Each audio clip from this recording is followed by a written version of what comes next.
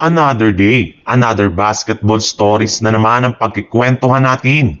At ngayon nga ay ang pag-uusapan natin ang balitang pagkuha ng Toronto Raptors kay Kevin Durant at ang balitang may pag-asa pa rin nga daw ang Golden State Warriors kay Giannis Antetokounmpo.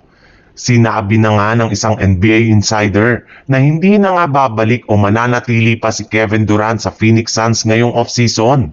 Sa madaling salita, tuluyan na nga itong magiging isang ganap na unrestricted free agent.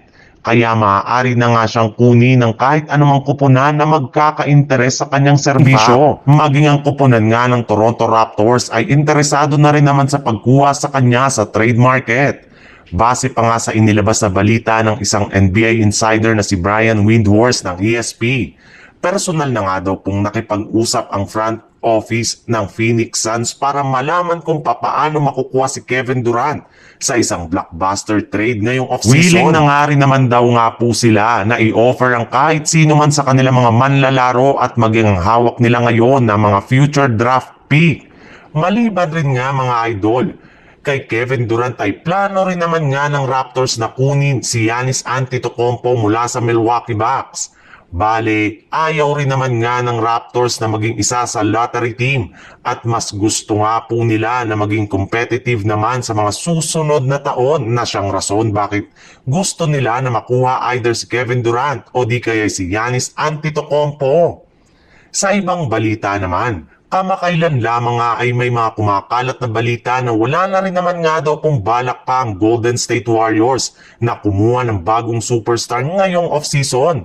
Maging ito man ay si Giannis Antetokounmpo dahil naniniwala nga sila na sapat na ang kanilang kasalukuyang lineup para makapag-compete muli sa titulo next year. Kailangan na lang naman nga nila na panatiling healthy ang kanilang mga manlalaro at kumuha ng bago at mas magagaling na sentro na tutulong sa kanilang mga superstar. Isa nga sa mga naging kahinaan ngayong season ng Warriors ay ang kanilang front court sa kakulangan nila ng maaasahan na big man na siyang rason bakit sila gumagamit pa rin ng small ball rotation na tuluyan ang na-checkmate ng kanilang kalaban. Kaya upang hindi na nga ito maulit ay plano na nga nila na kumuha ng bagong sentro as soon as bumukas ang off-season either sa trade man yan o sa free agency.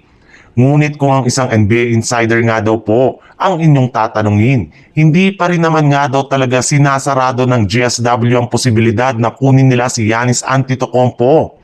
Sa katunayan, kayang-kaya pa rin nga nila ito na makuha mula sa Milwaukee Bucks gamit ang kanilang nabubuong trade package ni na Brandon Podziemski, Moses Moody at si Jonathan Kuminga na sigurado nga na hindi tatanggihan ng Bucks dahil magagamit nga nila ang mga batang players na ito para sa kanilang gagawing rebuilding ng kanilang lineup.